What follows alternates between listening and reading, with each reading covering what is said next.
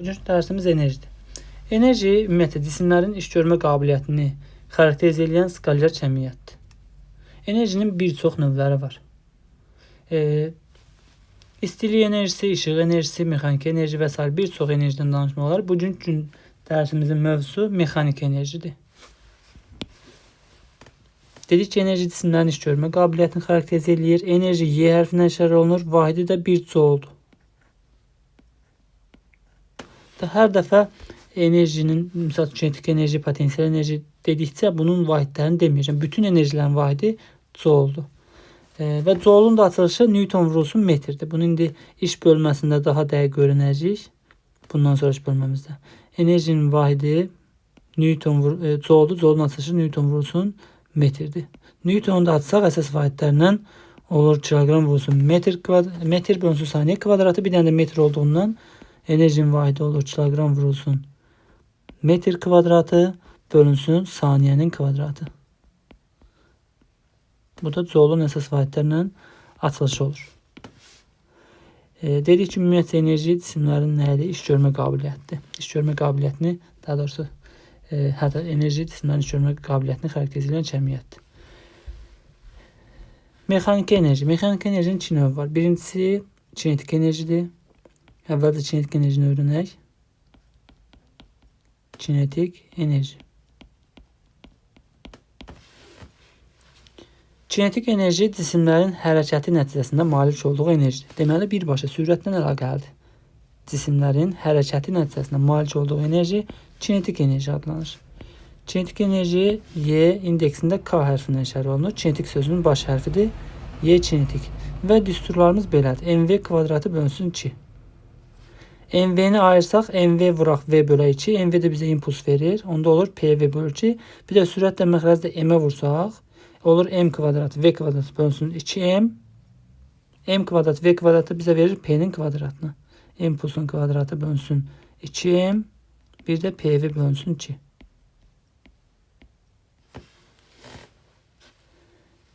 Verilmiş cisim dedikdə, verilmiş cisim. Verilmiş cismin kütləsi sabit qalır. M bərabərdir konstant.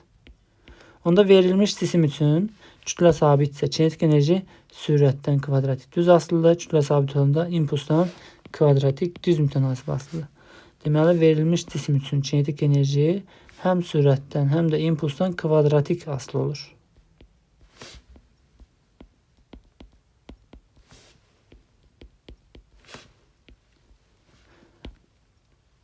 Sürətin sabit qiymətində kinetik enerji impulsdan düz asılıdır. Bu üçüncü düstura əsasən, sonuncu düstura əsasən.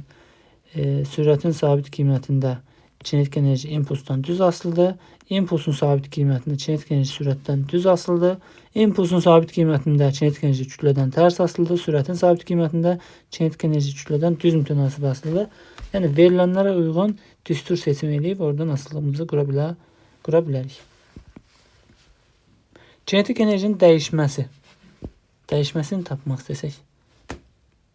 Dəyişmə biz bilirik ki, delta hərfindən işarə olunur. Enerjinin dəyişməsi bərabərdir enerjinin son qiyməti çıxılsın enerjinin başlanğıc qiyməti.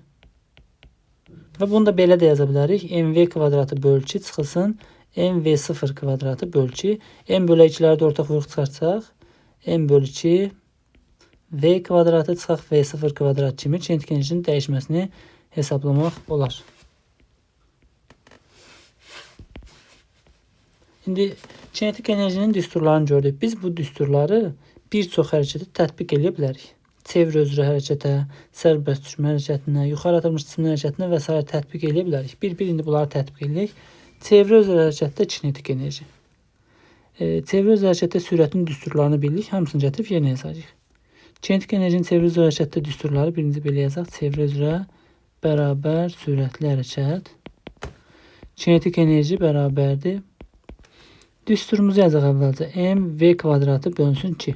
Çevre üzrə hərəkətdə sürətin düsturu omega yerdir. Yerinə yazsaq olur omega kvadratı R kvadratı bölünsün 2. Omeganı da atsaq, omeganın düsturlarını yadımıza salaq. 2pi bölü T, 2pi N, 2pi bölü N bölünsün kiçikdir. Hamısını bir yerinə yazsaq olur M vurulsun. M'i sona sallam. Omeganı atsaq 4 2 pi bölü t ilə 4 pi kvadratı bölü t kvadratı 4 ilə də 4 pi kvadratı bölü t kvadratı olur. O 4 ilə də bu 2 ixtisar edəndə 2 qalır sürətdə. 2 pi kvadratı r kvadratı bölünsün t kvadratı, bir də vuraq m var. Bunu biraz yığcamlaşdıraq. Vuraq r kvadratı, vuraq m. O da bərabər tezliklə yazsaq 2 pi kvadratı n kvadratı r kvadratı vurulsun kütlə, yəni m. Sonuncunu da yazmıram, lazım olsa məsələlərdə yazmaq olar. Yəni n'in yerinə də tezliyin yerinə n bölü t yazmaq olar. Bu oldu kinetik enerjinin çevrədə düsturları və bir dənə də düstur var. Düsturumuz belədir. Təcilin düsturundan a bərabərdir. Bunu aşağıda yazaq. A bərabərdir v kvadratı bölünsün r'dən v kvadratını tapsaq a vurulsun r olur. Gətirib onu da mv kvadratı bölgüdə y kinetik bərabərdir. Mv kvadratı bölgüdə v kvadratının ifadəsini a vuraq r yazsaq yerinə olur. M vuraq a vuraq r bölünsün 2. Burada m da bizə çevrədə mərkəzi qasma təcilini verir. Olur f vurulsun r bölünsün 2. Deməli bunu biraz fərqli rənglə yazaq.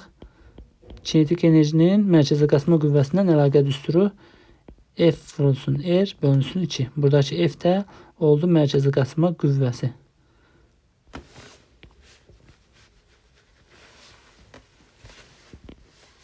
Və buradan görürük ki, kinetik enerji verilmiş radiuslu çevrə özə bərabər sürətli hərəkətdə mərkəzi qasma qüvvəsindən düz mütənasib asılıdır. Eləcə də mərkəzi qasma qüvvəsinin sabit qiymətində kinetik enerji radiusundan düz mütənasib asılıdır. Amma təbii ki, bax bu düsturlara baxsaq, digər burada radiusundan kvadratik asılıdır. İndi baxır nəyə sabit verir? Kütlənin verilmiş kütləli cisimdə isə verilmiş kütləli cisim və verilmiş tezlikli. Onda radiusundan kvadratik düz asılı olacaq.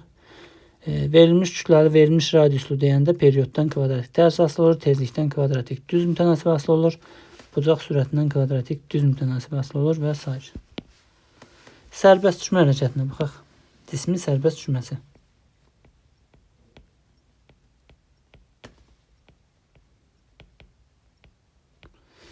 Sərbəst düşmə zamanı cisim sükunət vəziyyətindən, yəni başlanğıc sürəti 0 olur. Sərbəst buraxılır. V0 bərabər 0. Və bu cismin sürəti ən böyük harda olur? Tam yerə dayananda. Onda deməli yerə dayananda sürəti böyüksə, kinetik enerjisi böyük olur. Ümumiyyətcə, sərbəst düşən cisim yeniləşən hərəkət elədiyinə görə, kinetik enerjisi də sürət artdığına görə, kinetik enerjisi də zaman keçdikcə artır. Hər hansısa bir verilmiş bir nöqtəyə tutalım ki, bu nöqtəyə kinetik enerjinin ifadəsini yazmaq istəsək, y kinetik bərabər olur. mv kvadratı bölünsün ki, düsturumuz mv kvadrat bölgü. İndi v-nin yerinə yaza bilərik. Sərbəst düşən cisim yeniləşən hərəkət edir. Sürəti də v bərabərdir. V0 0 olduğundan gt düsturu ilə hesablanır. Yerinə yazsaq olur m j kvadratı t kvadratı bölünsün 2. Əgər yerə dayan anda bunun kinetik enerjisini hesablamaq istəyiriksə, yerə dayan anda bunun kinetik enerjisi ən böyük qiymətini alır. Çünki sürət də yerə dayan anda ən böyük qiymətini alır. Yəni maks qiymətini alır. Bərabər olur. Yenə düsturumuz mv kvadratı bölünsün 2'dir. Amma bu dəfə v-nin yerinə gt yox, gt düşmə yazmalıyıq. Çünki yerə dayan anda sürətini hesablamaq istəyiriksə, bu cismin ümumi düşmə müddətini nəzərə almalıyıq. M j kvadratı t düşmənin kvadratı bölünsün 2. Və kinetik enerjinin zamandan asılı qrafikini də qursaq, buradan görürük ki, zamandan kvadratik asılıdır. Qrafikini də göstərək.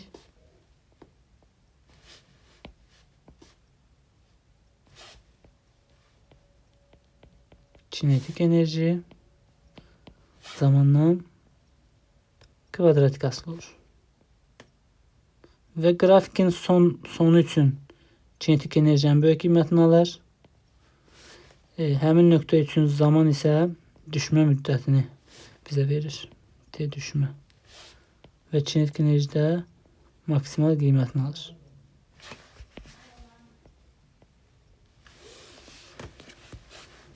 Bu da oldu kinetik enerjinin sərbəst düşmə hərəkət zamanı zamandan asılı qrafiki. İndi baxaq yuxarı atılmış cisimlər hərəkətinə. Yuxarı atılmış Ya da sadəcə yuxarı atılmış yazaq. Bir şey yadıma düşdü. Bunu deyim. Çevre üzrə hərəkətdə sürətin ədədi qiyməti sabit qalır. V bərabərdir konstantdır. Amma istiqaməti dəyişir. Üstündən bir vektor yaza bilmərik. İstiqamət dəyişir, ancaq sürətin modulu sabit qalır. Və kinetik enerji skalyar cəmiyyət olduğuna görə sürətin sadəcə qiymətindən asılıdır. İstiqamətindən asılı deyil. Çevre üzrə hərəkətdə də sürətin qiyməti sabit olduğuna görə çevre üzrə hərəkətdə kinetik enerji də sabit olur. Bunu da yadda saxlayaq. Çevre üzrə hərəkətdə kinetik enerji sabit qalır. Təbii ki, bir cismin hərəkəti üçün başqa cisimlərin kinetik enerjiləri müxtəlif ola bilər. Kütlələri müxtəlif olan cisimlərin kinetik enerjiləri müxtəlif ola bilər və yaxud da eyni kütləli cisimlər başqa çevrələr üzrə hərəkət etsə, təbii ki, sürətlərin qiymətləri fərqli olsa, kinetik enerjilər də fərqli ola bilər. Amma bir cismin hərəkəti üçün kinetik enerji sabitdir. Yəni dəyişməsi sıfırdır. İstənilən zamanında 4-də 1-də, 2-də 1-də, 4-də 3 periodda, tam periodda, 6-da 1 periodda kinetik enerjinin dəyişməsi sıfıra bərabər olur. Yuxarı atılmış cisim. Biz bilirik ki, yuxarı atılmış cisim yavaşca hərəkət edir. Başlanğıc V0 sürəti ilə yuxarı atılan cisim yavaşca hərəkət edir. Bunun sürətin ən böyük qiyməti elə başlanğıc anda olur. Deməli, başlanğıc anda bunun kinetik enerjisi ən böyük qiymətini alır. Maksimal qalxma hündürlüyündə cismin sürəti 0 olduğundan həmin nöqtədə cismin kinetik enerjisi də 0 olur. Amma başlanğıc anda sürəti ən böyük qiymət aldığına görə kinetik enerjisi də ən böyük qiymətini almış olur. Onda bu cismin başlanğıcda kinetik enerjisi nəyə bərabərdir? Bunu hesablasaq, başlanğıcda kinetik enerjisi. Sürət ifadəsini yazsaq, V bərabər olur. Yavaşın hərəkət olduğuna görə V0 minus GT və son sürəti 0 qəbul etsək, çünki trayektoriyanın ən yuxarı nöqtəsində sürət 0 olur. Sürəti 0 qəbul etsək, avtomatik T-nin də indeksinə T qalxma yazmalıyıq. Çünki qalxma müddəti başa çatdıqdan sonra cismin sürəti 0 olur. Oradan da V0 bərabər nə alırıq? J T qalxma. Kinetik enerjinin ifadəsində yerinə yazsaq, Y kinetik 0 başlanğıc qiyməti. Eyni zamanda dediyim kimi bu maks qiymətdir kinetik enerjinin yuxarı atılmış cismin hərəkəti üçün. Bərabərdir M V0 kvadratı böl 2. O da bərabərdir M V0'ın da yerinə J T qalxma yaza bilərik. J kvadratı T qalxma kvadratı bölünsün 2. Və o da bərabərdir cismin yerə dəyən anda kinetik enerjisinə. Buraya yazıram Y kinetik son. Sondakı kinetik enerjisi. Cisim bərabər yavaşlayan hərəkət edərək maksimal qalxma hündürlüyündə dayanır və oradan da yenidən geri yeyinləşən hərəkət edir. Yerə dəyən anda da onun sürəti maksimum qiymətini alır, yəni V0 qiymətini alır yerə dəyən anda. Əgər enerji ikisi yoxdursa da təbii ki, enerji ikisi nəzərə alınmadıqda cismin hansı sürətini atırıqsa həmin sürətlə də yerə dəyir. Onda onun başlanğıc kinetik enerjisi elə son kinetik enerjiyə bərabər olmuş olur. Kinetik enerjinin zamandan asılı qrafikinə baxsaq, düsturdan görürük ki, kinetik enerji yenə zamandan kvadratik asılıdır. Y kinetikin zamandan asılı. Amma başlanğıc qiymətindən başlayır, Y kinetik 0-dan başlayır və getdikcə azalır. Çünki yuxarı atanda yavaşlayan hərəkət edir. Başlanğıc Y kinetik 0 qiymətindən başlayaraq kvadratik olaraq azalır. Burada bəzən testlərdə belə bir qrafikdə verirlər. Bu qrafik olmaz. Çünki hərəkətimiz yavaşlayan hərəkət olduğuna görə parabolanın təpə nöqtəsinə getməlidir qrafikimiz. Parabolanın təpə nöqtəsinə gedir. Bu nöqtə üçün kinetik enerji 0 qiymətini alır. Həmin nöqtə qalxma müddətidir. Çünki qalxma müddətindən sonra cismin sürəti 0 olur, kinetik enerji 0 olur. Daha sonra aşağı düşəndə yeyinləşən hərəkət edir. İkinci isə yeyinləşən hərəkət və başlanğıc kinetik enerji də elə son kinetik enerjiyə bərabərdir. Yəni qrafikin bu nöqtəsi də elə başlanğıc kinetik enerjiyə bərabər olmuş olur. Həmin nöqtə üçün zaman da bizə ümumi uçuş müddətini verir. T uçuş. Yəni bizim düsturumuz, kinetik enerjinin başlanğıc qiymətinin düsturu budur. mg kvadratı, T qalxma kvadratı bölünsün 2. Suallarda misal üçün bura 2, bura 4 yazılır. Bu düsturda T'nin əvəzinə 4 yazsaq səhv olacaq. 2 yazmalıyıq çünki oradakı T qalxmadır. T qalxmanın kvadratıdır. T uçuşla da yaza bilərik o düsturu. Biz bilirik ki, T qalxma T uçuşun yarısıdır. Uçuş müddətinin yarısıdır. Gətirib T qalxmanın yerinə T uçuş bölü 2 yazsaq, onun da kvadratı T uçuş kvadratı bölünsün 4 olur. Bir dənə də 2 var. Son düstur belə olur. mj kvadratı T uçuşun kvadratı bölünsün 8.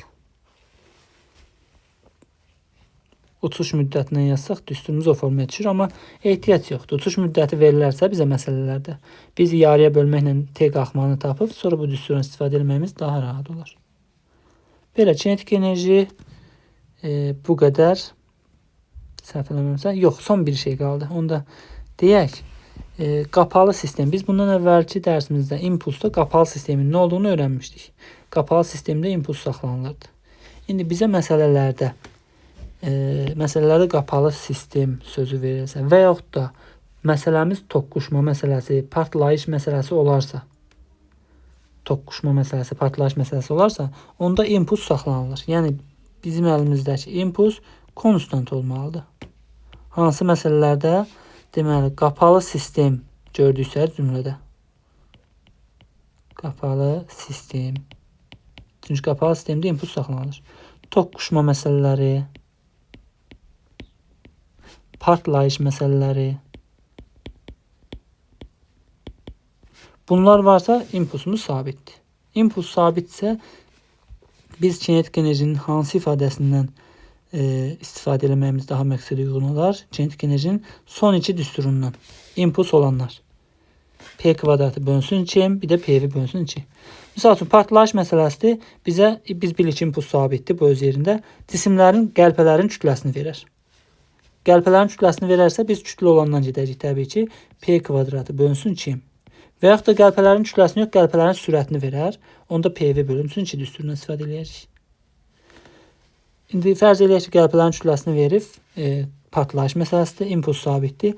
Onda kinetik enerji kütlədən tərs mütənasib asılı olur. Onda biz məsələlərimizdə Y1 bölünsün Y2 bərabərdir M2 bölünsün M1 nisbətindən rahatlıqla istifadə edə bilərik. Tərs mütənasib asılıqdan. Bir dənə sadə nümunə deyim. Tutalım ki, hər hansısa bir cisimimiz başlanğıc sürətindən şaquli yuxarı atılmışdır və trayektoriyanın ən yüksək nöqtəsində 2 qəlpiyə ayrılmışdır. Trayektoriyanın ən yuxarı nöqtəsində daxili partlama nəticəsində 2 qəlpiyə ayrılmışdır. Qəlpələrdən biri sağa, biri sola hərəkət edir. Birinin kütləsi, deyək ki, bu birinci qəlpə, bu ikinci qəlpə. Birincinin kütləsi M, ikincinin kütləsi 2M olarsa, bu qəlpələrin kinetik enerjilərini müqayisə edilirsə, kinetik enerji görür ki, kütlədən tərs mütənasib asılıdır. Çünki partlayış məsələsi impuls sabitdir. P bərabərdir konstantdır. Kütlə ilə tərs mütənasib asılıdır. Yəni ikincinin kütləsi böyük olduğundan kinetik enerjisi az olacaq 2 dəfə. Birincinin enerjisi ikincinin enerjisindən 2 dəfə böyük olacaq. Y1 bərabərdir 2Y2. Kütləsi az olanın kinetik enerjisi çox olur. Bir də nisbi impuls tapmaq, nisbi kinetik enerjini tapmaq istəsək, bir cismin digərinə nəzərən nisbi kinetik enerjisini tapmaq istəsək, biz nisbi impulsda yazırdıq P bərabərdir. Misal üçün, birincinin ikinciyə nəzərən tapanda yazırdıq birincinin kütləsi vurulsun V1-2. Belə. İndi kinetik enerjidə necə yazacağıq? Kinetik enerjidə də eynən bunun kimi. Tutalım ki, birincinin ikinciyə nəzərən kinetik enerjisini tapmaq istəyiriksə, Y kinetik birincinin ikinciyə nəzərən. Onda yazacağıq M1 birincinin kütləsi V1-2-nin kvadratı bölünsün 2. Amma burada vektorial yox. Kinetik enerji skalar cəmiyyəti olduğuna görə vektorunu yazmadım. İkincinin birinciyə nəzərən kinetik enerjisini tapmaq istəsək, Y kinetik 2-1 bərabərdir yazacağıq. Deməli, Y kinetik 2-1 bərabərdir. İkincinin kütləsi vurulsun V2-1-in kvadratı bölünsün 2. Belə nisbi sürəti tapıb gətirib ifadədə yerinə yazacağıq. Və son olaraq bir şey də demək istəyirəm. Toqquşmadan sonraki sürət düsturu. Biz bunu impulsun saxlanma qanunda öyrəndik. Cisimlər bir-birindən qeyri-lastik toqquşur. Toqquşmadan sonra aldığı sürət. İndi bu tip suallar qarşımıza çıxacaq. Deməli, bu tipdə suallar daha çox istifadə olunur. Tutalım ki, M kütləli bir cisimimiz 2V sürəti ilə hərəkət eləyir. Başqa bir 2M kütləli cisimimiz V sürəti ilə birincinin əks istiqamətində V sürətindən hərəkət eləyir. Qarşı-qarşıya hərəkət edirlər. Bu olsun birinci cisimimiz, bu da olsun ikinci cisimimiz. Sual belədir. Toqquşmadan sonra birinci cismin itirdiyi kinetik enerji nə qədərdir və yaxud da ikinci cismin toqquşmadan sonra itirdiyi kinetik enerji nə qədərdir? Birinci cisim, ümumiyyətlə bu cisimlər toqquşmadan sonra necə hərəkət edirlər? Gəlin onu öyrənək. Toqquşmadan sonraki sürət düsturu V eşitdirik. M1, V1 qarşı-qarşıya olduğuna görə çıxılsın M2, V2 bölünsün M1 plus M2. İndi birincinin impulsu M1, V1'i, M1'i M'dir, V1 də 2V'dir. Olur 2MV çıxılsın. Digəri də 2MV. Elə 2MV-dən 2MV-nin çıxanda 0 qalır. Daha geri qalanını yazmıram. Deməli cavabımız 0 olacaq. Yəni bu cisimlər bir-birinə dəyib dayanarlar. Toqquşmadan sonraki sürət çünki 0 aldıq. Cisimlər bir-birinə dəydilər və cisimlər dayanacaq. Son sürətləri 0 olacaq. V eşitdir bərabər 0. Onda deməli bu cisimlərin hər biri nə qədər enerji itirir? İkisi də əlində olan enerjisinin tamamını itirir. Nə qədər enerjilər var idisə hamısını itirir. Birincinin itirdiyi, yəni onun əvvəlcə malik olduğudur. Birincinin malik olduğu enerji, kinetik enerji. Kütləsi M, sürəti 2V'dir. Kvadratı 4V kvadratı bölünsün 2. 4 ilə 2 ixtisar gedəndə 2MV kvadratı olur. Deməli birincinin itirdiyi enerji 2MV kvadratdır. 2MV kvadrat. Bəs ikincinin itirdiyi kinetik enerji, o da təbii ki öz malik olduğu enerjisini itirir. İkincinin enerjisi ilə başlanğıcda 2M V sürəti V'dir. V kvadratı bölünsün 2, 2'lər ixtisar gedəndə MV kvadrat. Deməli ikinci cisim də MV kvadrat qədər enerji itirir. Kinetik enerjinin bir dənə də düsturu var. O düstur bəzi nisbətən çətin suallarda bizə köməklik edə bilər. Düstur belədir. Bax, buradan çıxır. Kinetik enerjinin impulsuna olan düsturu P kvadratı bölə 2M düsturundan. Elə onu da buradan qeyd edirəm. Deməli, Y kinetik elə buradan yazaq. Y kinetik bərabərdir. P kvadratı bölünsün 2M'dir. Bir də bunu hansı şərt daxilində yazmaq olar? V0 bərabərdir 0 şərtində. V0 0 olanda impulsun dəyişməsi delta P bərabərdir P çıx P0. V0 0 olanda P0 da 0 olur. Yəni delta P ilə P'yə bərabər olur. Və delta P'nin də FT olduğunu biz bilirik. Qüvvə impulsuna bərabərdir. Gətirib yerinə FT yazsaq, FT nəyə bərabər oldu? Delta P'yə, o da P'yə. Deməli FT ilə P'yə bərabərdir. Kinetik enerjinin P kvadratı bölünsün 2M düsturunda P'nin yerinə FT yazsaq olur F kvadratı T kvadratı bölünsün 2. Bir düstur budur. Bir də ki, üfüqi istiqamətdə cisim sükunət vəziyyətindən yeniləşən hərəkət eləyərsə, deməli, üfüqi istiqamətdə cisim V0 bərabər 0 şərtində hərəkətə başlayarsa, onda kinetik enerjinin düsturu Y kinetik bərabər olur. Düsturumuz MV kvadratı böl 2'dir. V'nin də yerinə yeniləşən hərəkətdə, sıfırdan yeniləşən hərəkətdə V'nin yerinə AT yaza bildik. V0 plus AT, V0 da 0'dır. Onu da gətirib düsturda nəzərə alsaq, olur M, V'nin yerinə AT, A kvadratı, T kvadratı bölünsün 2 yaza bilərik. Və buradan da görürük ki, üfüq istiqamətdə yeniləşən hərəkətdə kinetik enerji zamandan yenə də kvadratik düz mütənasib asılı olur. Potansiyel enerji Y indeksində P hərfindən işarə olunur. Potansiyel sözünün baş hərfi. Bir cisimlərin potansiyel enerjisi olur. Bir də yayın potansiyel enerjisi olur. Cisimlərin potansiyel enerjisi mgh düsturu ilə hesablanır. Buradakı M cismin kütləsi, J gravitasiyasının intensivliyi, H da cismin yer səthindən olan hündürlüyüdür. Əslində 0-cı səviyyədən olan hündürlükdür və 0-cı səviyyə adətən yer səthi götürüldüyünə görə biz ona yer səthindən olan hündürlük deyə bilərik. Deməli, cismin potansiyel enerjisi, buraya yazıram Y potansiyel cisim.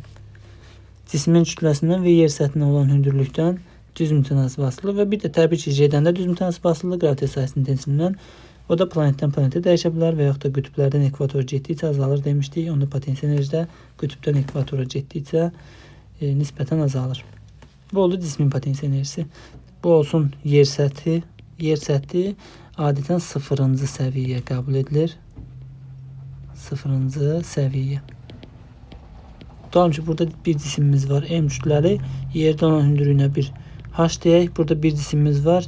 2M kütləli, bunun yerdə olan hündürlüyünə ya da bir eləyək. Buna H deyək. Buna tutaq ki, 3H deyək. Bunların potensial enerjisini müqayisə elədirsə, bu birinci cisim, bu da ikinci cisim olsun. Birincinin potensial enerjisi mg vurulsun hündürlüyü 3H'dır. İkincinin potensial enerjisi də 2mg vurulsun hündürlüyü də H'dır. Və bu 3mgh, 2mgh. Buradan görürük ki, birinci cismin potensial enerjisi ikinci cismin potensial enerjisindən 1,5 dəfə çoxdur. Və yaxud da belə bir sistem qursaq, bir tərpənən, bir də tərpənməz blokdan ibarət bir sistemə baxsaq,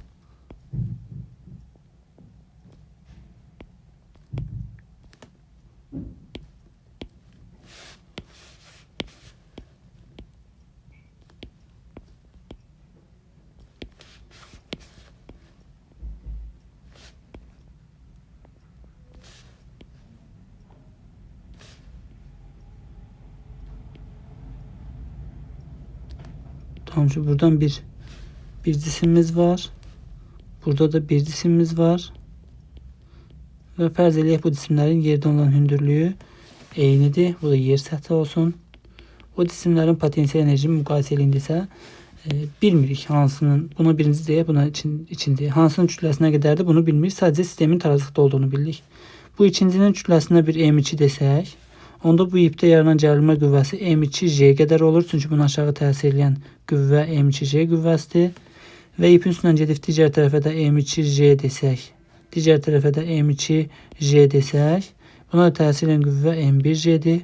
Deməli, 2 dənə M2J tarazlaşıb, bir dənə M1J ilə J-lər ixtisar gedəndə M1-in 2M2 olduğunu alırıq. M1 bərabərdir 2M2. Yəni birincinin kütləsi, birincinin kütləsi 2 dəfə çox olur. Və yaxud da bunu qısaca belə də demək olardı. Bunların hamısını götürək buradan. Tutalım ki, bunun kütləsi M olsa, onda ipin sərbəst ucuna tətbiq olunan qüvvə F bərabərdir mg bölü 2 dənə tərpənən blokda. Deməli, ağırlıq qüvvəsinin yarısı qədər qüvvə lazımdır və digər tərəfə keçsəkdə, təbii ki, burada da həmin qədər qüvvə olmalıdır.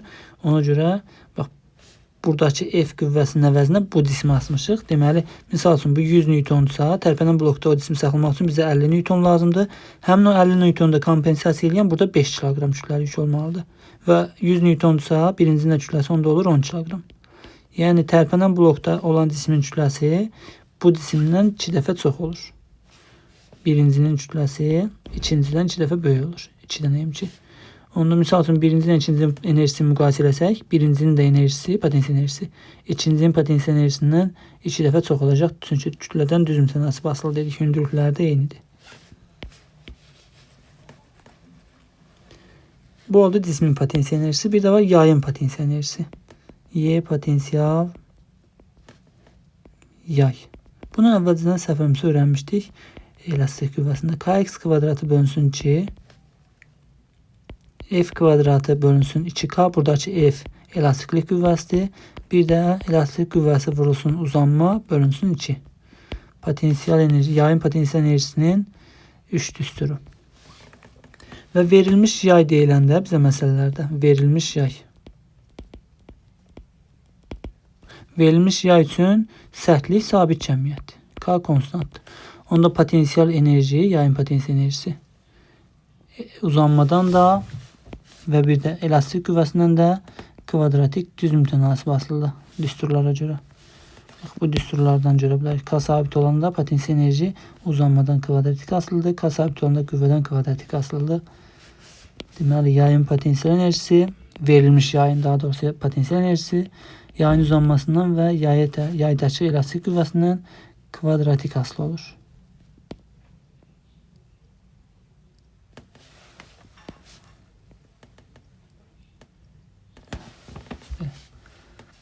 Amma təbii ki, elastik qüvvəsinin sabit qiymətində uzanmadan düz asılı. Uzanmanın sabit qiymətində elastik qüvvəsindən düz mütənasib asılıdır və s.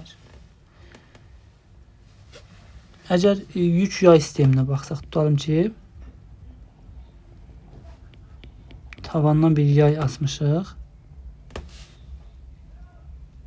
Həmin yaydan da bir M kütləli yük asmışıq. Bu halda cismə təsir edən qüvvə ağırlıq qüvvəsi, yəni mg, yayda yaranan elastik qüvvəsindən tarazlaşır.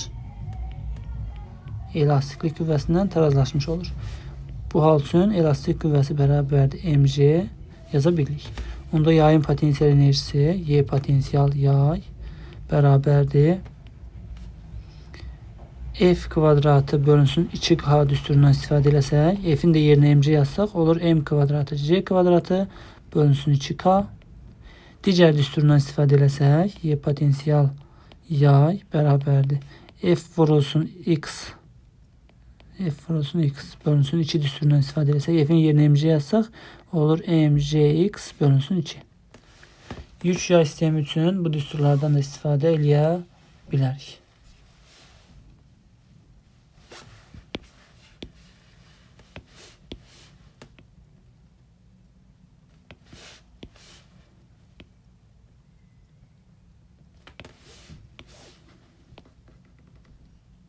Belə.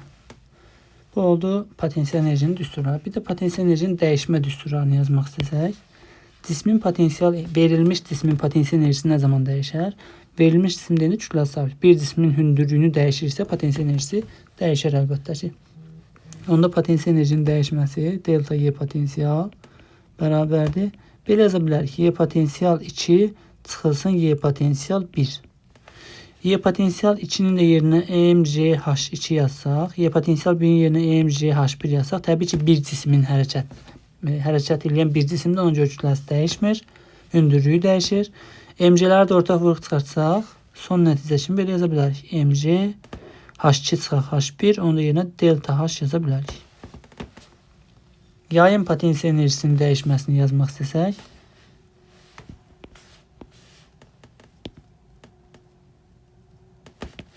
yayın potensial enerjisinin dəyişməsi delta Y potensial bərabərdir. Y potensial 2 çıxılsın Y potensial 1 yazmalıyıq. Y potensial 2'nin yerinə kx2 kvadratı böl 2. Y potensial 1'in də yerinə kx1 kvadratı böl 2 yazsaq. Onda bizim k bölü 2'nin də orta vuruq çıxarsaq, düsturumuz bu formaya düşəcək. K bölünsün 2 x2 kvadratı çıxılsın x1'in kvadratı. Bu da oldu potensial enerjinin dəyişmə düsturları. Sərbəst düşən cismin potensial enerjisi, yuxarı atılmış cismin potensial enerjisi, eynən kinetik enerji kimi. Bir də çevrə öz hərəkətdə potensial enerji düsturlarını yazsaq. Birinci çevrə öz hərəkətə baxaq. Tutaq ki, cisim şaquli müstəvidə çevrə özlə bərabər sürətlə hərəkət edir. Bu hissəni də götürək yer səthi. Tutalım ki, cisimdə buradan başlayıb hərəkətə A nöqtəsindən başlayıb. Bu istiqamətdə, sadə əqrəbin əks istiqamətində fırlanır, hərəkət edir çevrə üzrə. 4'te 1 periyoddan sonra 4'te 1 çevrəni 4 bərabər hissəyə bölək. 4'te 1 periyoddan sonra cisim gəlib olur bu nöqtədə. Burada deyək 1 nöqtəsi. Və 1 nöqtəsinin yerdən olan hündürlüyü elə bu çevrənin radiusu qədər olur. H bərabərdir R. Onda bu cismin potensial enerjisi A nöqtəsində yer səthində olduğuna görə 0 idi. Bir nöqtəsində bu cismin potensial enerjisi olur mg/r qədər. H-ın yerinə R yazırıq. Və yaxud da onda dəyişməsi də elə mg/r olacaq. Çünki başlanğıcda 0-dırsa, son potensial enerji nəyə bərabərsə, dəyişmə də elə ona bərabərdir. Bu nöqtəyə deyək 2 nöqtəsi. 2 nöqtəsində bunun yerdən olan hündürlüyü, bax bu məsafə H bərabərdir 2r'dir, diametrdir. Onda bunun 2 nöqtəsindəki potensial enerjisi olur 2 mg/r. Yəni 2'də 1 periyoddan sonra 2 mg/r olur. Bu nöqtəyə deyək 3 nöqtəsi. 3 nöqtəsində bunun yerdə olan hündürlüyü yenə H qədər olur. Daha doğrusu R qədər olur. H bərabərdir. Və onun 3 nöqtəsindəki potensial enerjisi də Y potensial olur mg H-ın da yerinə R. mg/r qədər. Bunu biraz sərgəsiz yazdıq, düzəldik.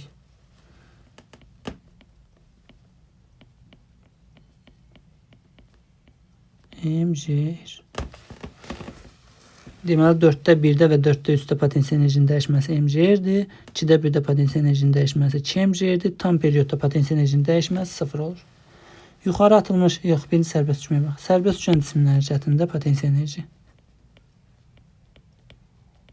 Sərbəst düşmə.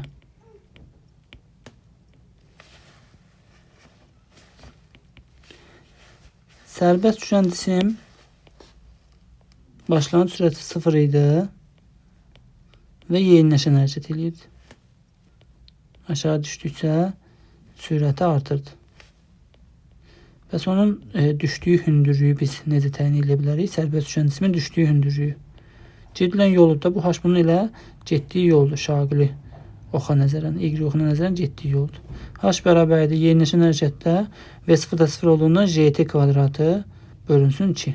Ümumi tam yerə qədər, müəyyən hündürlükdən yerə qədər düşdüyü hündürlük tam olaraq gt düşmə kvadratı bölünsün 2-dir. Bunu böyük h-nında yaza bilərik belə. Misal üçün, hər hansısa bir aralıq bir yerdə tutaq ki, buradakı getdiyi yolu tapmaq istəyirsə, düşdüyü hündürlüyü tapmaq istəyirsə, onda gt kvadratı bölünsün 2. Amma tam yerə qədər hündürlüyü hesablamaq istəyirsə, gt düşmənin kvadratı bölünsün 2 yazmalıyıq. Elə bunu kiçik h-dan götürək. Onda potensial enerjinin düsturu olacaq. Y potensial bərabərdir. Düsturumuz mgh-dır. mgh. H-ın da yenə gt kvadrat bölü 2 yazsaq olur. mg, bir dənə də j burada var. J kvadratı t düşmənin kvadratı bölünsün 2. Buradan görürük ki, potensial enerji zamandan kvadratik asılıdır. Eynən kinetik enerji kimi.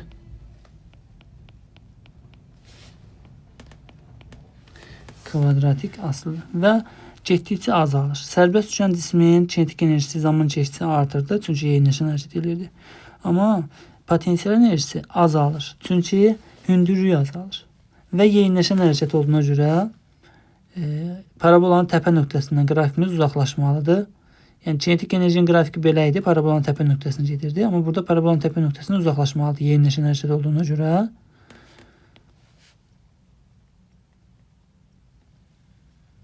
Kinetik enerjinin qrafiki belə yuxarı atılmış olurdu. Aşağı sərbəst düşəndə kinetik enerjinin qrafiki belə idi. Təpə nöqtəsindən uzaqlaşırdı. Bu da təpə nöqtəsindən uzaqlaşmalıdır, amma qrafik aşağı getməlidir, çünki hündürlüyü azalır, potensial enerjisi azalır. Yenə qrafikin sonu üçün bu nöqtə bizə verir düşmə müddətini. Başlanğıcdakı potensial enerji elə cismin başlanğıc potensial enerjisini verir. Yuxarı atılmış cismə baxaq.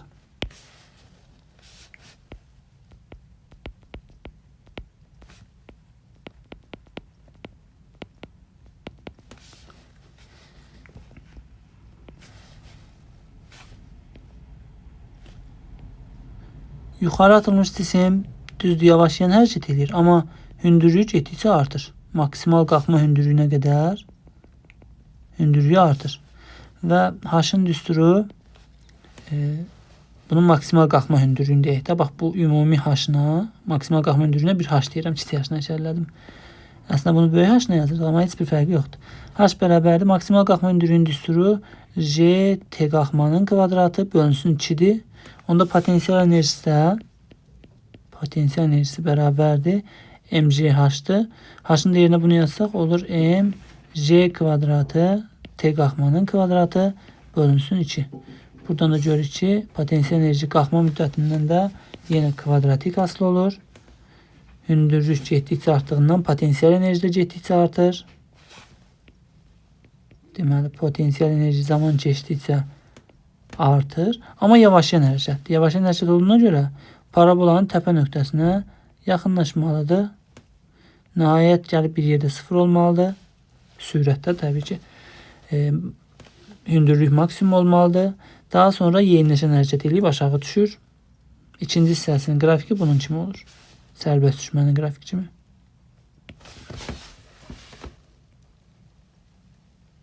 Belə. Bu nöqtəyə uyğun zaman bizə verir qalxma müddətini. T qalxma. Qrafikin sonu üçün zaman olur T uçuş. Son olaraq bir məlumat da verim. Cisimlərin yerdən olan hündürlüyü, əgər cismin ölçüləri nəzərə alınırsa, cismin kütlə mərkəzindən hesablanır. Bunu da yadda saxlayaq. Tutaq ki, fərz edək ki, kvadrat formalı bir cisimimiz var. Bir tərəfi tutalım ki, A-dır. Bu cismin potensial enerjisi nə qədər deyəndə 0 demirik. Düzdür, yer səthindədir cisimimiz. Amma onun potensial enerjisi var müəyyən qədər.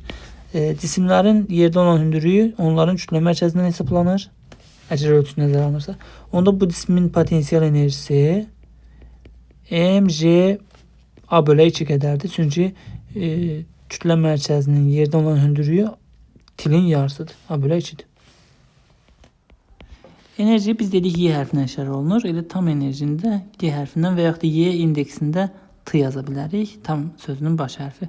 Tam enerji cismin kinetik və potensial enerjisinin cəmidir. Yəni tam enerji addelini bir enerji deyil.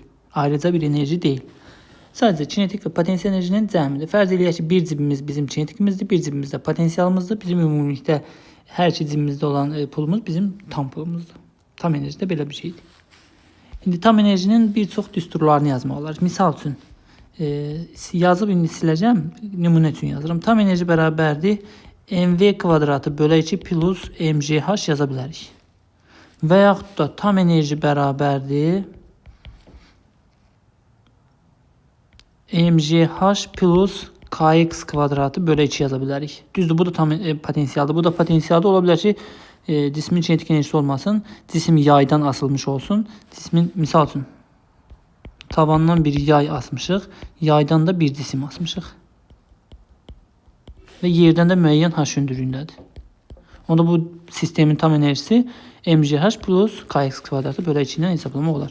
Və yaxud da belə də ola bilər. mv kvadrat plus mv kvadrat bölü 2 plus mgh plus kx kvadratı bölü 2 də yazmaq olar hətta. Baxır verilən məsələyə. İndi tam enerjinin saxlanma qanunu öyrənək birinci. Qapalı sistemlərdə biz impulsun saxlanma qanunu öyrənmişdik. Qapalı sistemlərdə impulsla bərabər tam enerjidə saxlanır, qorunub saxlanır. Deməli, impulsun saxlanma qanunu ödənir. Onda impulsun saxlanma qanununa görə buraya yazaq. Saxlanma qanunu. Qapalı sistemlər üçün Y tam bərabərdir konstant yaza bildik. Və yaxud da belə də yazmaq olar. Tam enerjinin əvəzinə kinetik enerji plus potensial enerji bərabərdir konstantda yazmaq olar. Bu olur tam enerjinin saxlanma qanunu. İndi bunu bir sərbəst düşmə hərəkətində, bir də yuxarı atılmış cisimlər hərəkətində gəlin bir araşdıraq. Birinci baxaq sərbəst düşmə hərəkətinə.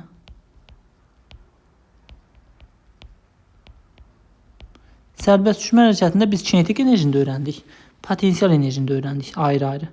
İndi ikisinə birlikdə baxacağıq. Bir cisimimiz var sərbəst düşür. Sərbəst düşən cismin biz bilirik ki, başlanğıc sürəti 0 olur. İndi bu cismin başlanğıc sürəti 0-dırsa, onda demək ki, bu cismin başlanğıcda kinetik enerjisi də 0-dır.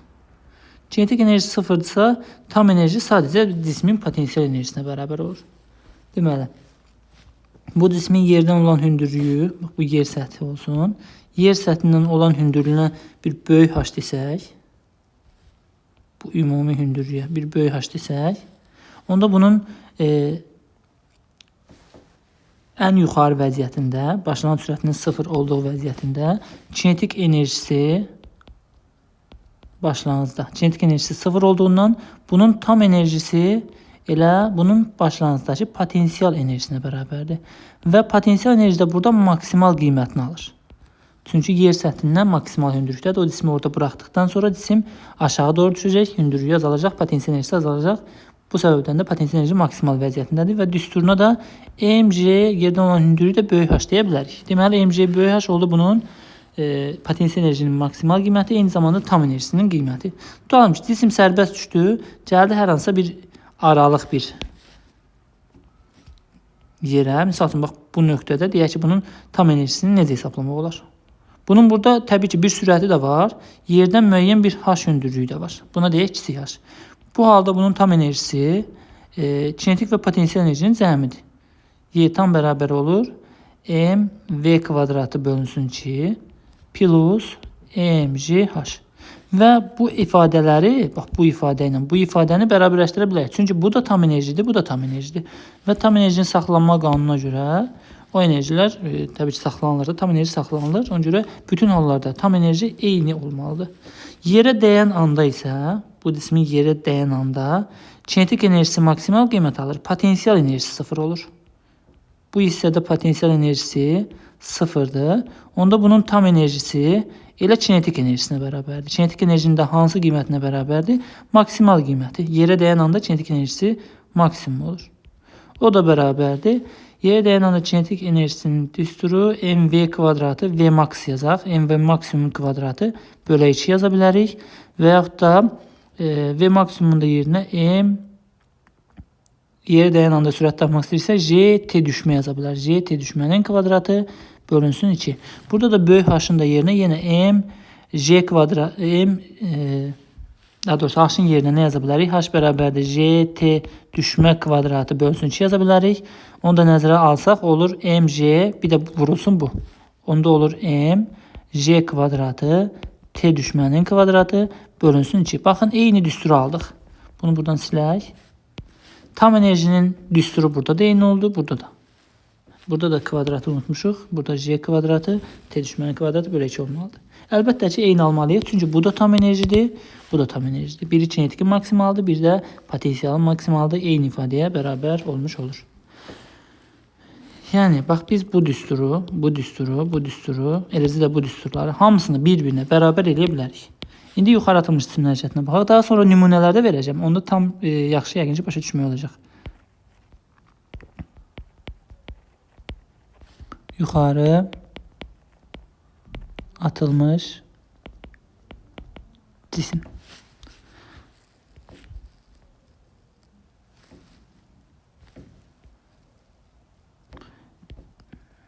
Cisimimiz daşı başlanğıc sürətlə v0 sürətlə şaquli yuxarı atılıb. Və bu cisim yavaş-yavaş hərəkət eləyir. Bayaq da dediyimiz kimi, maksimal qalxma hündürlüyündə bu cismin sürəti olur 0. Başlanğıc anda isə bu cismin sürəti ən böyük qiymət olur. Çünki yavaş-yavaş hərəkətdir. Başlanğıc anda yenə bunun potensial enerjisi 0 olur. Onda tam enerji elə kinetik enerjiyə bərabər olur. Kinetik enerjinin hansı qiymətinə? Başlanğıc qiymətinə. Yuxarı atılmış cismin zaten kinetik enerjisi başlanğıc halda maksimum olur. Kinetik 0 elə bunun maksimal deməkdir. O da bərabərdir m v0 kvadratı bölünsün 2 yaza bilərik. m v0 kvadratı bölünsün 2 bunun kinetik enerjisi maksimal qiyməti, eləcə də tam enerjisidir. Da deməyəcək m v0 kvadratı bölə 2 bunun kinetik enerjisi. Deyəcək tam enerjisidir. V0-da yenə JT yaza bilərik. JT qalxma yaza bilərik. Onda yenə düsturumuz olacaq. M J kvadratı T qalxmanın kvadratı bölünsün 2. Bu oldu bunun tam enerjisi. Hər hansı aralıq bir yerdə bunun tam enerjisini tapsaq, bunun artıq yerdən hündürlüyü var. Buna deyək bir kiçik h. Həm də orada sürəti var. Təbii ki, bu cisim yuxarı gedir. Onda bunun tam enerjisi burada. Həm kinetik, həm potensial olduğuna görə kinetik enerjisi üstə gəlsin potensial enerjisi olur. Yəni mv kvadratı bölünsün 2 plus mj kiçik h. Maksimal qalxma hündürlüyünə də bir böyük h desək, bunun maksimal qalxma hündürlüyündə sürəti 0 olduğuna görə kinetik enerjisi də 0 olur. Onda bunun tam enerjisi yenə bayaq qeyd elədiyimiz kimi tam enerjisi potensialın maksimumuna bərabər olur. Yazaq y potensialın maksimal qiyməti. O da bərabərdir mj böyük h. O da bərabərdir h-ın yerinə maksimal qalxma hündürlüyünün düsturları. H bərabərdir v0 kvadratı böl 2j. Bir də j t qalxmanın kvadratı böl 2 yazsaq, bunların ikisini də nəzərə alsaq. V0 kvadratı böl 2j ifadəsini nəzərə alsaq, burada h-ın yerinə yazsaq, bu düsturu almış olacaq. Başlanğıc kinetik enerjinin düsturunu almış olacaq. Zaten o da tam enerji idi, burada da tam enerjidir. İkinci düsturu yazsaq, bu düsturu almış olacaq. Yəni ikinci düsturu nəzərə alaq. JT qalxma kvadratı böl 2. Onda olacaq m j kvadratı t qalxmanın kvadratı bölünsün 2.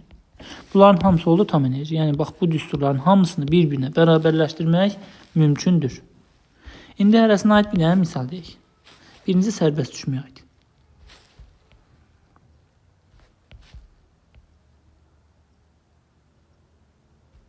Deyək ki, cisimimiz sərbəst düşür. Yəni başlanğıc sürəti 0-dır.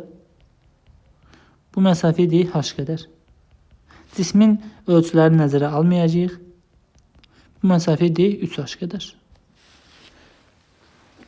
Sərbəst düşən cismin nöqtə deyək. Bura A nöqtəsi deyək. Bura B nöqtəsi deyək. Bir də yerə dəyən anda. Burada bir C nöqtəsi deyək. Misal üçün, sərbəst düşən cismin A nöqtəsindəki enerjisi ümumilikdə kinetik enerjisi olmadığına görə potensial enerjiyə bərabərdir, tam enerji və tam enerjinin də qiyməti Y tam bərabərdir potensialın maksimumuna. Yerdən olan ümumi hündürlüyü, bax burada ümumi hündürlüyü H 3H, 4H eləyir. Yəni tam enerjimiz 4 mgh olur. 4 mgh. Deyək ki, B nöqtəsində onun kinetik enerjisi Y olarsa, C nöqtəsində nə qədər olar? B nöqtəsində gəlin görək kinetik enerjisi nə qədərdir? Amma kinetikini biz birbaşa tapa bilmərik. Əvvəlcə potensial enerjisini tapa bilərik. Çünki yerdə olan hündürlüyü məlumdur. B nöqtəsində 3H hündürlüyü var. Onda potensial enerji bərabərdir 3H-a uyğun 3 mgh. İndi kinetik enerjini tapa bilərik. Ümumilikdə tam enerji 4 mgh-sa, bunun buradakı tam enerjisi kinetiklə potensialın cəmidir. Potensial 3 mgh-sa, kinetikə qalır 1 mgh. Deməli, kinetik enerjisi 1 mgh qədər. Deməli, B nöqtəsində potensial enerji kinetik enerjidən 3 dəfə böyükdür. Ümumilikdə tam enerji 4 mgh oldu. Deyək ki, buradakı kinetik enerjisinə bir Y-dir. Y verir. Deyək ki, C nöqtəsində bunun kinetik enerjisini tap. Burada bunun kinetik enerjisini birbaşa tapa bilməliyik. Əvvəlcə potensial enerjini qeyd etməliyik. Potensial enerji yerdə 0-dır. Onda bunun kinetiki elə tama bərabərdir. Tam enerjimiz də 4 mgh-dır. 4 mgh və burada 1 mgh-a Y dediksə, 4 mgh-ımız da 4Y olmalıdır. Bir dənə də belə bir nümunə deyək. Tutalım ki, deyir 40 metr hündürlükdən, bu ümumi hündürlüyə 40 metr deyək.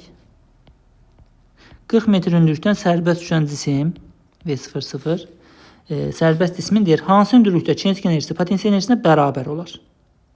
Bunun ümumi tam enerjisi nə qədərdir? 40 metr hündürlüyü varsa mgh-dır da düsturumuz. mgh-ın da yerinə yazaq 40. Yəni 40 mg. İndi bizə deyir ki, hansı hündürlükdə, hansısa bir hündürlük var, onu deyək kiçik h. Həmin hündürlükdə tam kinetik enerji, potensial enerji bərabərdir. Kinetikin də potensiala bərabər olmağı o demək ki, Y potensial bərabər deyək kinetik, yazaq bunu. Bu o deməkdir ki, tam enerji yarı bölünür. Elə ki, müəyyən qədər pulunuz var, 40 manat deyək pulunuz var. Yarısını bir cibinizə qoyursunuz, yarısını bir cibinizə. Onda kinetiklə potensial bir-birinə bərabər olması üçün bunları, bu 40 mg-ni yarı bölməliyik. Onda kinetik enerjiyə düşür, Y kinetik bərabərdir 20 mg. Potensial enerjiyə də düşür, Y potensial bərabərdir 20 mg. Və digər tərəfdən də potensial enerjinin düsturu mg, buradakı hündürlüyə kiçik h dedi, mg kiçik h-dır.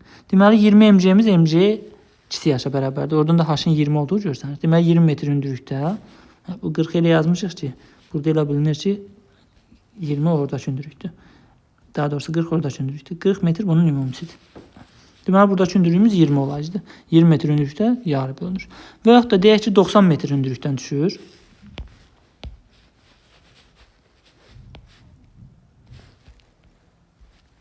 Ümumi hündürlüyə deyək 90 metr. 90 metr hündürlükdən cisim sərbəst düşür. Başlanğıc sürət 0. Deyir, hansı hündürlükdə, misal üçün hər hansısa bir hündürlüyümüz var. Buna deyək kiçik h. Hansı hündürlükdə potensial enerji, kinetik enerjidən 2 dəfə çox olar. Bunun ümumi tam enerjisi nə qədərdir? Tam enerjisi başlanğıcda sürət 0 olduğuna görə kinetik enerjisi də 0-dır. Tam elə potensiala bərabərdir. Potensial enerji də 90 mg-dir. H-ın yerinə 90 yazdıq. İndi deyək hansı hündürlükdə potensial enerjisi kinetik enerjisindən 2 dəfə böyük olar. 2-dən Y kinetik. Tam da biz bilirik ki, potensialla kinetikin cəmidir. Y potensial üstə gəlinsin Y kinetik. O da bərabərdir. İndi hansı hündürlükdə deyir? Biz hündürlüyü tapmalıyıq. Hündürlük də hansı enerjinin içində var? Misal üçün, burada potensial enerji yerinə 2Y kinetik yazsaq, alacaq tam bərabərdir 3Y kinetik. Amma bu bizim heç bir işimizə yaramır. Çünki kinetik enerjinin düsturunda kiçik h yoxdur. Kiçik h nəyin, hansı kəmiyyətin düsturunda var? Potensial enerjinin. Ona görə kinetiki potensialını əvəzləməliyik. Onda tam bərabərdir potensial üstə gəlsin. Kinetikin də yerinə buradan kinetiki tapsaq, potensial bölə 2 olur. Yəni 0.5 potensial. Bir potensial da burada var. Oldu 1.5 Y potensial. Onu da belə atsaq 1.5 EMJ H yazsaq, bu oldu tam enerji. Bu da tam enerji, bu da tam enerji. Bir-birinə bərabərləşdirsək, MC'lər ixtisar edir. Oradan 1,5 H'ın 90 olduğunu görürük. H'ın da 60 olduğunu oradan ala bildik. 60 metr. Ya da belə fikirləşmək olar şifaicə. Deməli, tam enerjimiz 90 mC-dirsə, bunu elə bölməliyik ki, 2 pay potensial enerjiyə düşməlidir. 1 pay da kinetik enerjiyə. Çünki potensial kinetikdən 2 dəfə böyük olsun. 90-ı elə 2 rəqəmə bölmək lazım ki, biri o birindən 2 dəfə böyük olsun. Bu da təbii ki 60-dan 30-dur. Potensiala 60, kinetikə 30. Desək ki, kinetik potensialdan 2 dəfə çoxdur hansı hündürlükdə? Kinetik 2 dənə potensialdır. Kinetik potensialdan 2 dəfə çox olması üçün 60 buna düşməlidir, 30 buna düşməlidir. Onda 30 metr hündürlük olacaq. Potensial enerjiyə uyğun bir hündürlük tapırıq.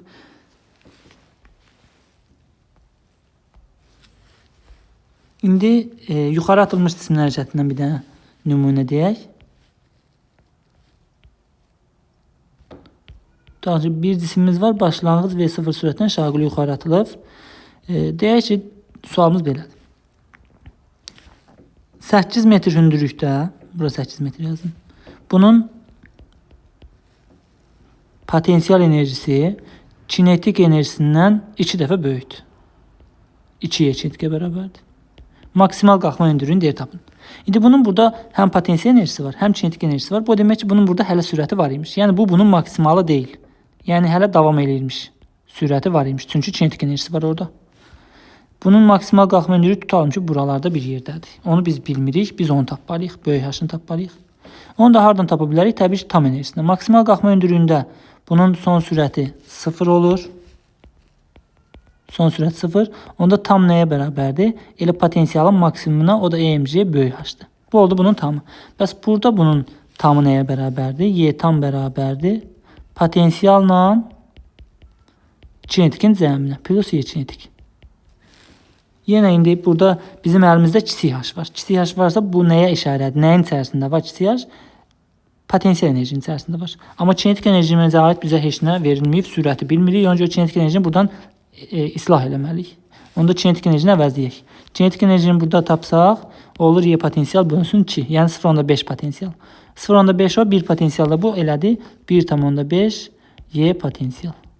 Y potensialın yerində açsaq, düsturunu yazsaq, olur 1,5 EMC kiçik H. İndi bu da tam enerjidir, bizim tam enerjimiz. Bu da tam enerjidir. Onları bir-birini bərabərləşdirsək, MC'lər ixtisar edir. H-ın da yerinə 8 yazacağıq. Təbii ki, bax burada bunu silin, bunu bıraq 8 eləyim. O da bərabərdir. 8 də 1,5-ə vuranda eləyir 12 MC. 12 MC də tam enerjidir. MCH da tam enerjidir. MC'lər ixtisar edir. H-ın yerində 12 durduğunu görürük. Deməli, H bərabər imiş 12 metrə. İndi bir-iki dənə də biraz çətin tip nümunə deyək. Tutalım ki, mail müstəvi olsun.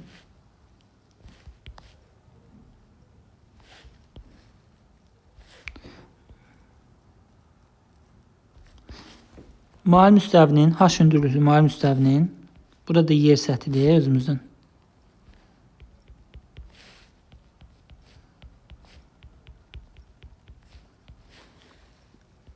Buna mail müstəvinin hündürlüyünə də böyük H deyək. Mail müstəvinin ən yuxarı nöqtəsindən cisimimiz sərbəst buraxılır. Başlanğıc sürət 0.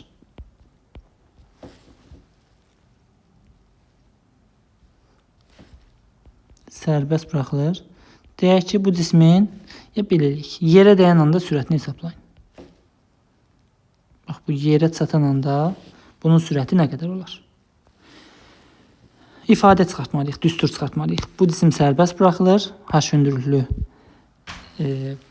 mail müstəvinin ən yuxarı nöqtəsindən yerə çatan anda bunun sürəti nə qədər olar? Bunun burada hansı enerjisi var idi? Başlanğıc sürət 0 olduğundan kinetik enerjisi 0-dır. Potensial enerjisi var. MC H qədər.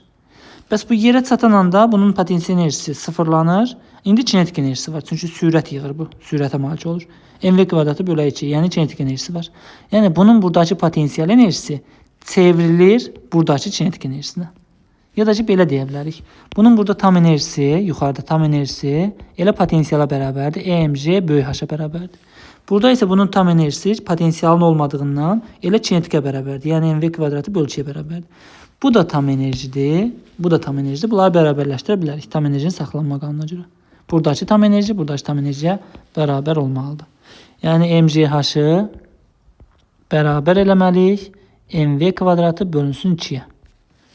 Və təbii ki, sürtünmə nəzərə alınmır. Çünki sürtünmə nəzərə alınsa tam enerjinin saxlanma qanunu ödənməz. Tam enerji sadəcə qapalı sistemlərdə ödənir. Qapalı sistemlər isə yalnız konservativ qüvvələr təsir elədiyi sistemdir. Sürtünmə qüvvəsi konservativ qüvvə deyil. Ona görə sürtünmə qüvvəsi nəzərə alınırsa, o sistem qapalı sayıla bilməz. İndi buradan M-lər ixtisar gedir. Oradan V-ni tapsaq nə alırıq? Kök altında 2JH. Yəni sərbəst düşmə zamanı cismin sürətinin tapılma düsturudur bu. Elə sərbəst düşmə ilə eyni olur. V bərabər kök altında 2JH. İndi bunun biraz da çətin formasına baxaq. İndi rəqəmlər də verəcəm.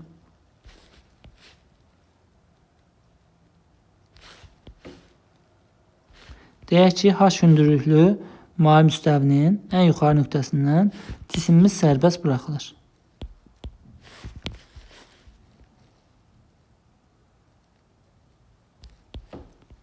V0 bərabər 0.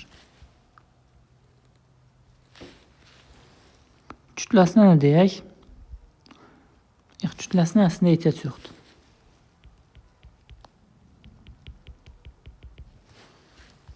Buradakı hündürlüyünə deyək 4 metr. Bunun buradakı sürətinə də deyək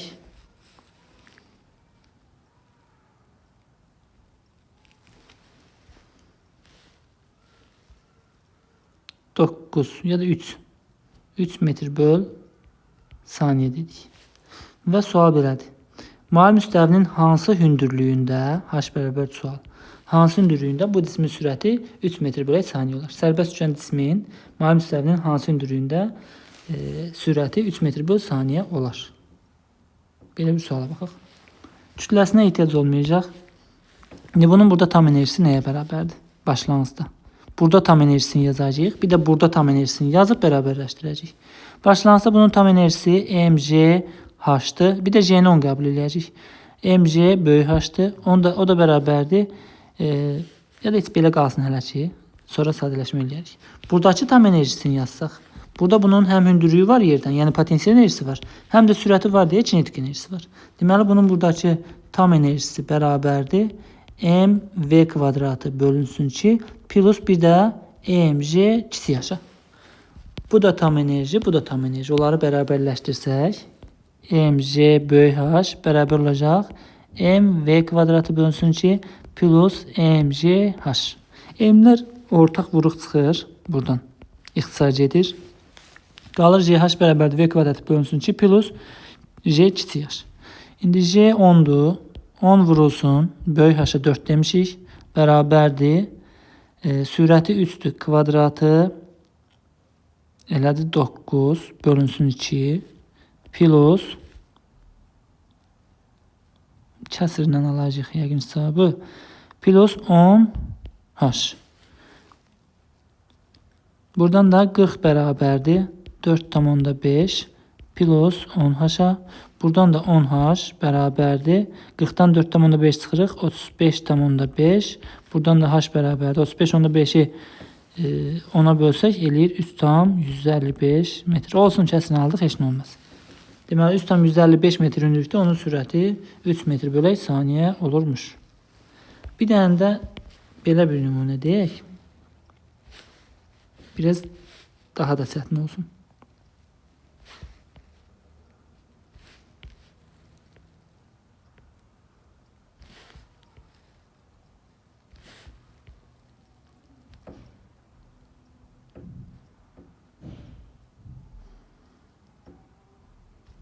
Tamam, şimdi burada bir yayımız var. Hər hansısa bir cisim V sürəti ilə hərəkət edən bir cisim. Bu da yer səthidir. Hərəkət eləyir. H hündürlüklü mavi müstəvinin üzərinə çıxır. H hündürlüklü. Və gəlib yayı müəyyən qədər sıxır. Bax, bunun hərəkət trayektoriyasını göstərirəm. Yayı gəlib müəyyən qədər sıxır. Deyək. Fərz eləyək, bu sıxılmış halıdır. Yayın sıxılmış halıdır. Və cisim təbii ki, yayı sıxır, sonda dayanır. Yayı nə qədər sıxa bilər, bunu tapmaq istəyirik. Birinci, elə ifadə yazsaq bəs eləyər. Rəqəmlər vermirəm, çünki biraz nisbətən Biraz çətin sualdır. Rəqəmləri düzgün verməsəm məsələ düzgün getməyəcək. İndi bu cismin burada başlanğıcda tam enerjisi nəyə bərabər? Sadəcə düstur çıxardacağım. Başlanğıcda bunun tam enerjisi yer səthində olduğuna görə hündürlüyü yoxdur. Sadəcə kinetik enerjisi var. Yəni mv kvadratı bölünsün ki, bu bunun tam enerjisidir. Bəs burada yayı sıxandan sonra bunun hansı enerjisi olacaq? Yayı maksimum nə qədər sıxa bilər? Yayı maksimum nə qədər sıxa bilər deyirsə, deməli bunun sürəti 0 olmalıdır. Çünki sürəti 0 olmasa o hələ də sıxa bilər yayı. Yayı maksimum sıxır deyirsə, deməli onun sonunda sürəti 0 olub, dayanıb. Onda bunun burada hansı enerjisi var?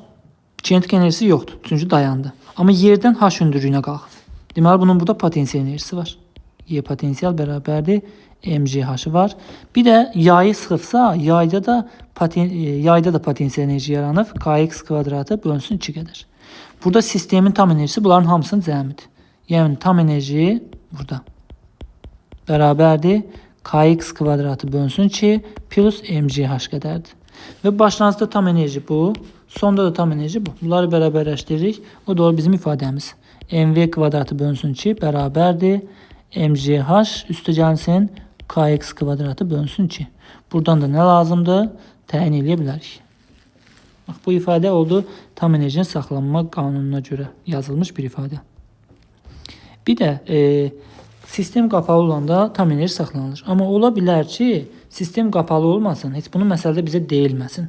Məsələdə bizə heç nə deyilmirsə, təbii ki, biz özümüzdən sistemi qapalı götürə bilmərik.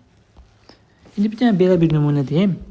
Tutalım ki, cisim, hər hansısa bir təyyarə və yaxud da hər hansısa bir cisim müəyyən h hündürlüyündə yerdən müəyyən h hündürlüyündə üfüqi istiqamətdə hərəkət edir. Tutalım ki, təyyarə yerdən müəyyən hündürlükdə üfüqi istiqamətdə hərəkət edir və bərabər yeyinləşən hərəkət edir. Üfüqi istiqamətdə bərabər yeyinləşən hərəkət edir. Bu cismin kinetik enerjisi necə dəyişər, potensial enerjisi necə dəyişər, tam enerjisi necə dəyişər? Sırası götürürlər, tam enerjisi dəyişməz. Çünki tam enerjinin saxlanma qanununa aid o qədər məsələlər işləyirik ki, şagirdlər elə bilir ki, tam enerji heç vaxt dəyişmir. Təbii ki, dəyişə bilər. İndi baxaq bu suala. Üfüqi istiqamətdə hərəkət edib, tutaq ki, gəldi bu nöqtəyə. Bu nöqtədə bunun yerdən olan hündürlüyü nə qədər olacaq? Yenə h qədər. Çünki üfüqi istiqamətdə hərəkət edir, yerdən olan hündürlük dəyişmir. H konstantdır. H konstantsa deməli bu cismin potensial enerjisi konstantdır, yəni dəyişmir. Potensial enerji dəyişmədi. Yeyinləşən hərəkət edirsə, bunun kinetik enerjisi sözsüz artmalıdır. Kinetik enerji çünki sürətdən asılıdır. Sürət yeyinləşən hərəkətdə artdığına görə kinetik enerji də artır. İndi tam enerjiyə baxırıq. Tam enerji potensialla kinetikin cəmidir. İndi burada potensial enerji sabit qalıb, kinetik enerji artırsa, toplananlardan biri artıb, o biri sabit qalırsa, təbii ki, cəm də artmalıdır. Deməli, tam enerji də artırmış.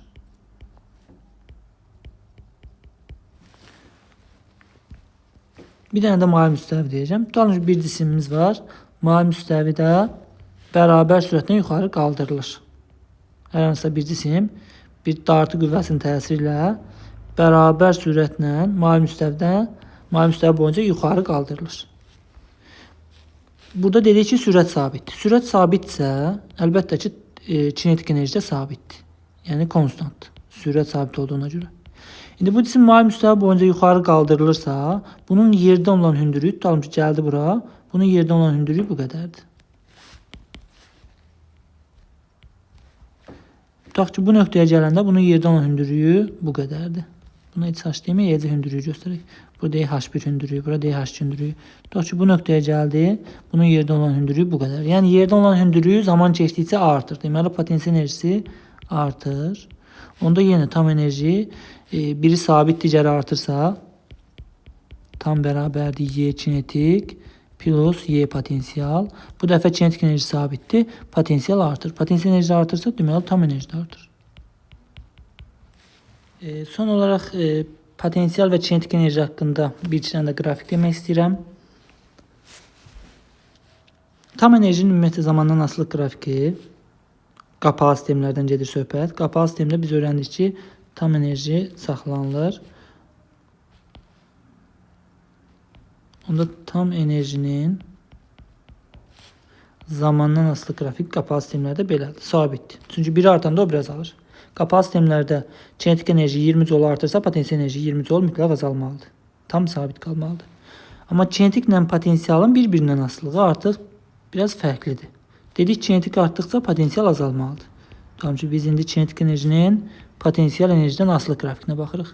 Kinetik azalırsa potensial artmalıdır. Bir artanda o bir azalır. Qrafimiz belədir. Burada indi iki dənə nöqtə var. Bax, bir bu nöqtə var, bir də bu nöqtə var. Bu nöqtəyə baxsaq, bu nöqtəni araşdırsaq, o həmin nöqtədə görürük ki, potensial enerji 0 qiymətini alıb. Burası 0'dır. Deməli bu nöqtənin potensial enerjisi 0'dır. Potensial enerjisi 0'dsa tam nəyə bərabərdir? Elə Y kinetikə. Deməli bu nöqtə bizə tam enerjini verir. Bu nöqtə də bizə tam enerjini verir. Çünki həmin nöqtədə kinetik 0'dır. Potensial maksimal qiymətini alıb tam elə potensiala bərabərdir. Yəni bu nöqtədə bizə tam enerjini vermiş olur. Hər hansısa bir aralıqda, tutaq ki, burada bir A nöqtəsi versə, bir dənə belə bir nümunəyə baxaq. A nöqtəsinin tam enerjini tapdığında kinetiklə potensialın cəmi olmalıdır.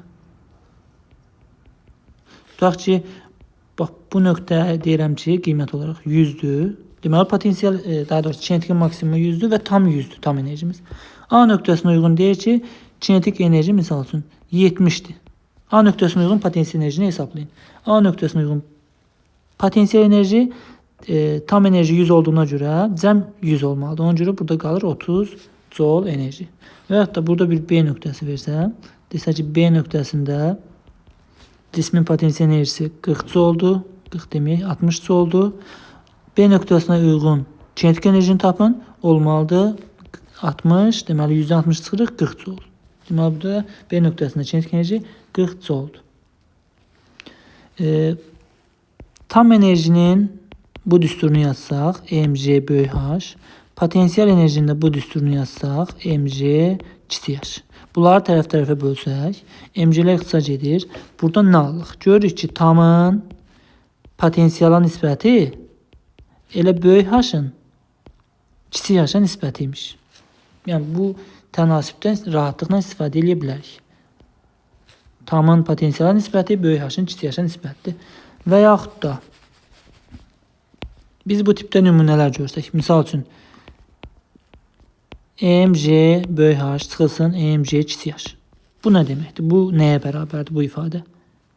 İlk vaxtlarda şagirdlər bunu görəndə biraz çaşqınlıq yaşayır ki, bu nədir? Bu da potensial enerji, bu da potensial enerji. Potensialdan potensial çıxanda 0. Xeyr, bu potensial enerji deyil. Bu tam enerjidir. Çünki böyük h-dır orada. Bu tamdır, bu da potensialdır.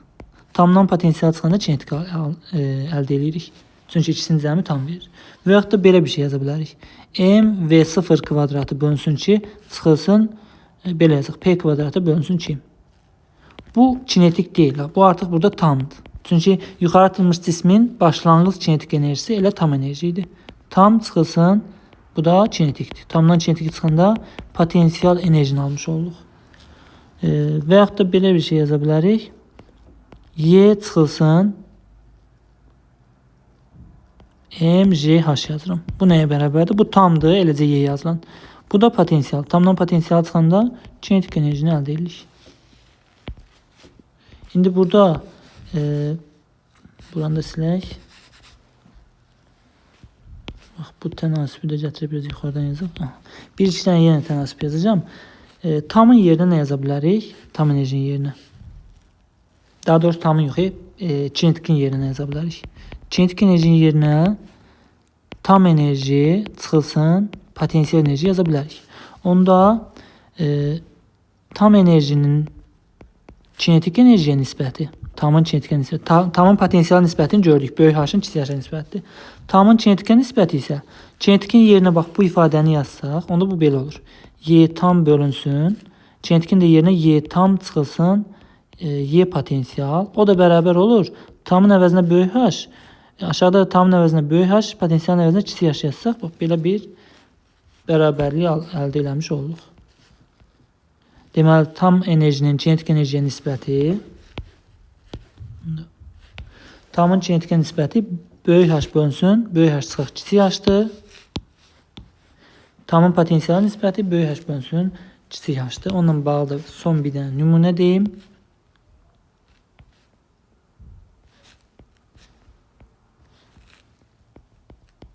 Potensial enerjinin kinetikdən asıllıq qrafiki.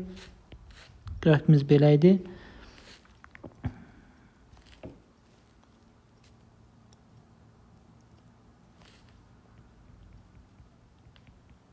Buna deyək A nöqtəsi. Bu nöqtə olsun. Bu nöqtəni verək. Bu nöqtə olsun 80. Bu nöqtə olsun 20. Sual belədir. A nöqtəsinə uyğun, yox, maksimal hündürlüyün A nöqtəsinə uyğun hündürlüyə nisbəti və yaxud da A nöqtəsinə uyğun hündürlüyün maksimal hündürlüyə olan nisbəti fərqi yoxdur. Kiçik h-ın böyük h-a və yaxud da böyük h-ın kiçik h-a nisbətini soruşur. A nöqtəsinə uyğun hündürlüyün, A nöqtəsi təbii ki bunun maksimalı deyil də, maksimal hündürlüyü deyil. A nöqtəsinə uyğun hündürlüyün maksimal hündürlüyə nisbətini tapın. Nə yaza bilərik? Kiçik h nəyin düsturunda var? Potensialın. Yazacaq y potensial. Bax, buradan istifadə edirik də. Kiçik h-ın böyük h-a nisbəti y potensialın y tama nisbəti oldu. Bu nisbətdə də sadəcə tərs çevirmişik. Kiçik h-ın böyük h-a, potensialın tama nisbəti. İndi burada potensialın yerinə nə yazaq? Potensial enerji bilmirik neçədir. Amma tamı bilirik. Gəlin hələ tam yazaq. Tamımız budur. 80. Potensial enerjinin yerinə nə yaza bilərik? Biraz xırda yazaq, yerləşsin. 80. Sürətdə yazacağıq potensialı. Potensialın qiymətini amma bilmirik. Əvvəlcə potensialın qiymətini tapmalıyıq biz. İndi kinetik 20-dirsə, cəm 80 olması üçün potensial 60 olmalıdır. Potensial enerji. Deməli, potensial enerji 60 imiş. 60-ın 80-ə nisbəti eləyir 4-də 3.